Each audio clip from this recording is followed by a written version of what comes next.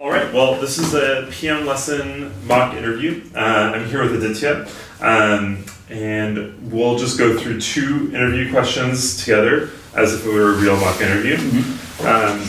So I'll go ahead and start off. For the first question, I'd like you to design a product that improves the airport experience. It's an open-ended question. You can think about it creatively, and it doesn't have to be purely technological in nature, but it should address a major pain point of the airport experience. Got it. So when I think about this problem, I think there are many stakeholders involved who all experience the airport in different ways. So for example, the obvious ones are passengers. There are also there are people involved in the actual administration of the airport. There are third parties like TSA who are all valid stakeholders of the airport experience, and in some sense, passengers have a specific experience with airports, but so do administration in terms of how they go about their work. And so I'm just putting that out there as an initial set of people I would consider when designing an experience for people. I would like to specifically focus on the passenger experience because, one, that's something I can personally relate to. I was a frequent traveler at work, and if I were to think about some of the pain points that I faced pain points around, one of the biggest pain points I faced was essentially the security process and how much time it took me to get cleared as a passenger. And I think that's one pain point that one could think about addressing.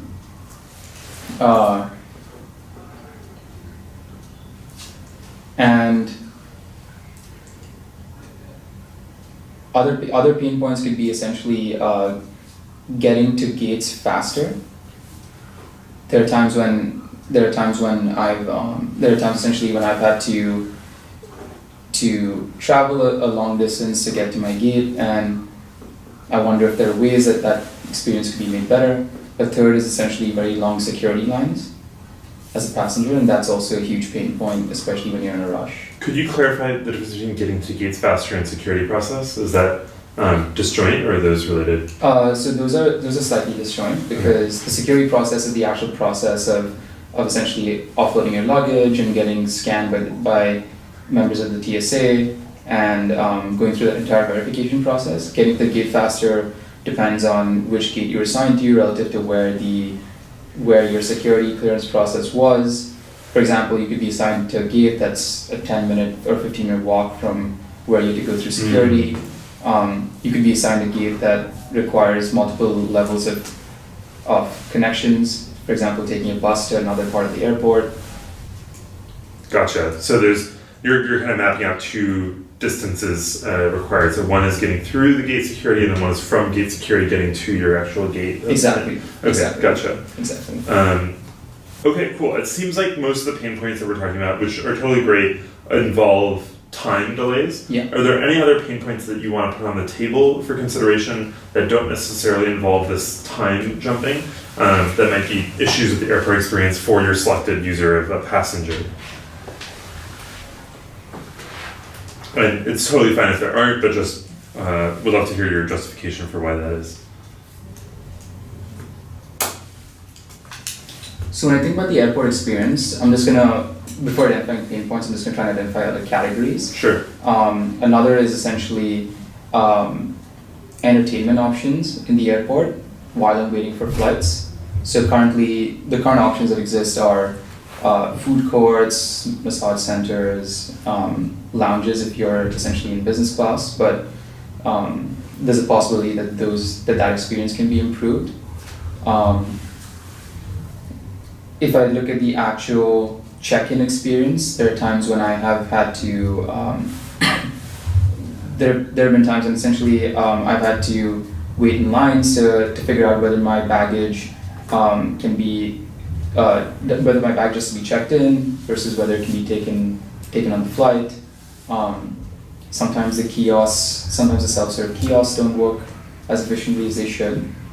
But I think, relatively speaking, when I think about priorities in terms of what I care about as a passenger, I care about minimizing the amount of time that I have to spend waiting to get to my gate.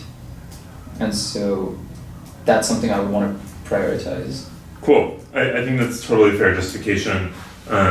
It's good that you've identified some other pain points like entertainment, etc. Mm-hmm. Great. So now I'm bought into this idea that we're going to minimize the amount of time that it takes for me to get to my flight. Yeah. How are you going to address that with a product? Or tell me a little bit about the ideas you have for a solution there. Sure. So one thing I was thinking about was the process by which security verification is still fairly inefficient.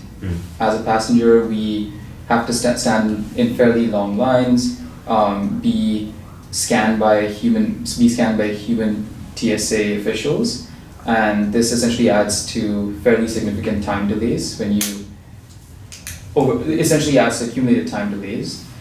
And one thing I was thinking about was can we essentially make the security verification process more efficient with technology? And so specifically, one product idea I was thinking of was, can we employ tools from artificial intelligence like computer vision to auto scan luggage and to essentially serve as create an automated way for people and for luggage to be scanned so that the verification process takes a lot less time.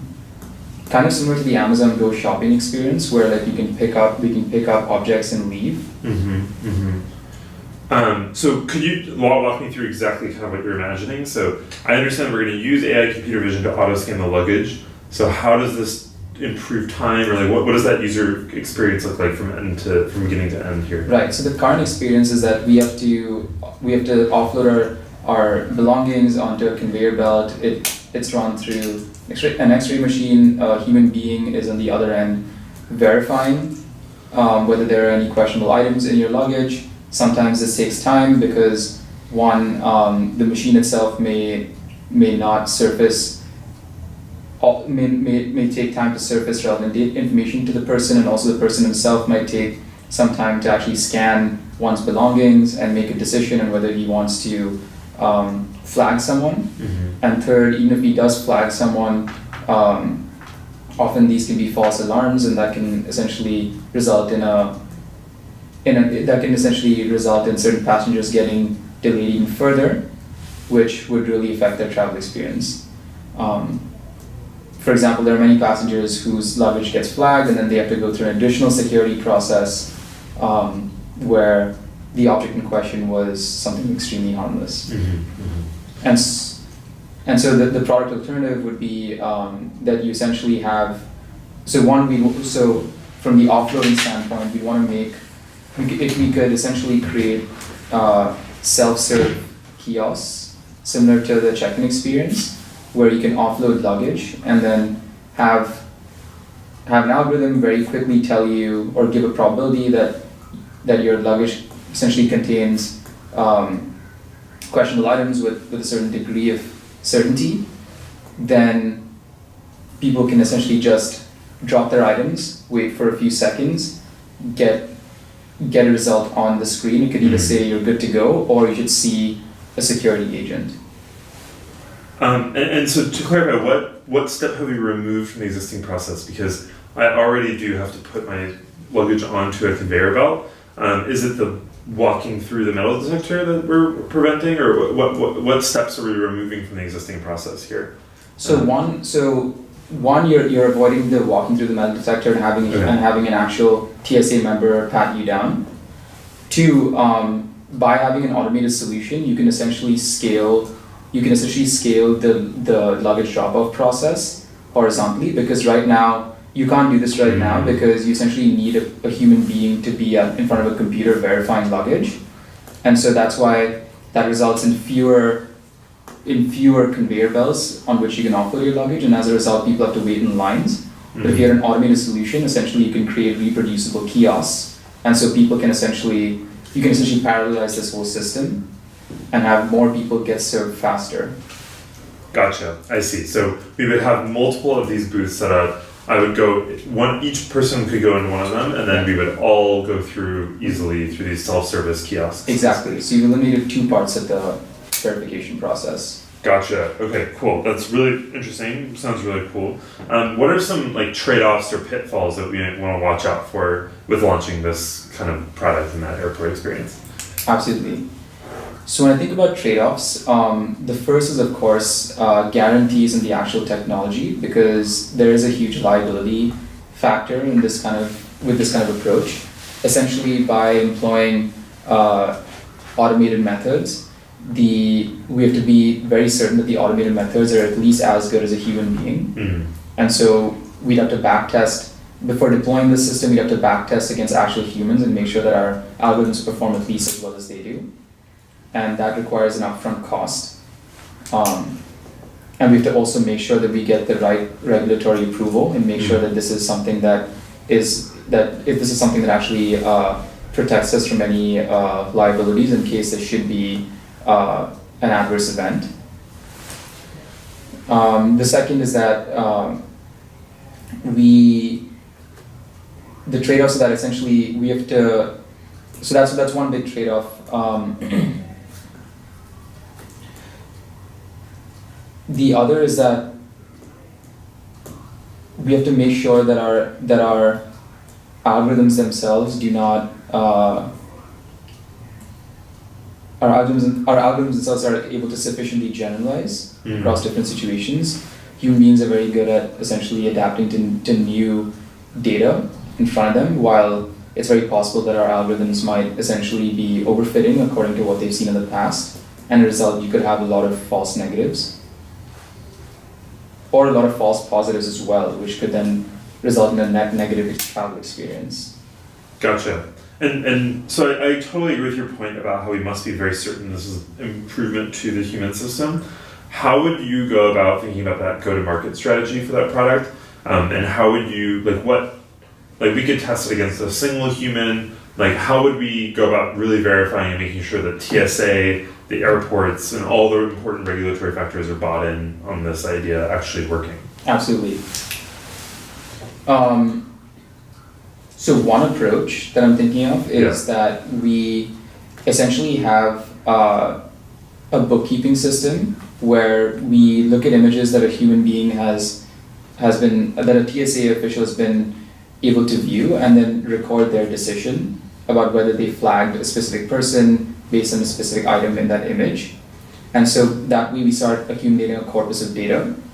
And then once we've accumulated, say, about 3 months to 6 months worth of data, we could then run our algorithms on that same data and see what kind of decisions the algorithm would have made, and compare our results essentially against the human being's decision. Gotcha. So what you're suggesting is that we run them in parallel, and then we can, until we're really very, very confident that it's better, and we can then use that data to train our model. Absolutely. I wouldn't want to try and A/B test this system live, because there's a lot of liability with getting things wrong. Totally. And so it's very important to essentially back test first. Awesome. Okay, great. Is there anything else you'd like to mention about this question before we jump to feedback? No. Okay, great. So that was the first question. Aditya, you did an amazing job. That was really, really good. I was kind of following you throughout the process, and I have some high-level feedback and some little feedback as well. So generally, I love kind of the structure that you use, and just to draw on the whiteboard, you kind of did users at the top, you went down to pain points, and then you went down to solutions, and then you even went down to kind of user experience. And that's exactly the right kind of method I would say that you should go through, is first pick your user, then your pain point, then start brainstorming solutions, and justify each step along the way. One thing that I thought could have been a little bit improved was the more justification for the user segment you picked. I don't know if you remember, but you said it's just me. It's the kind of oh, I'm a passenger. Yeah. And I think that was good, but one large improvement to that could have just been saying that passengers are the bulk of the users in this pipeline. So they're the highest critical user to improve the for, right? Like, so I think that could have been a little bit more a little bit better justified in that. But overall, that was great. I thought you did a good job identifying pain points. I kind of pushed you on this, but definitely have multiple pain points to discuss. Don't just pick the same pain point, because even both of your pain points kind of related to the same problem, which is time. And there are other ones that are worth brainstorming about.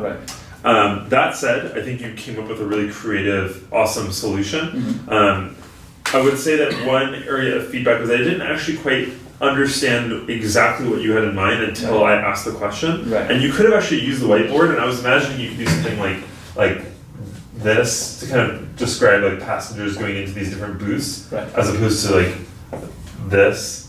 You know, like, and having one node here, sort of like, and then this is the TSA things. And you know, you can see that this is clearly like 1 second or whatever seconds, and this is like three like intervals of time required. And this visual diagram would have been really helpful. And you didn't actually use the whiteboard at all in the thing. And I would recommend definitely using the whiteboard, even if it's just writing a couple points on the board.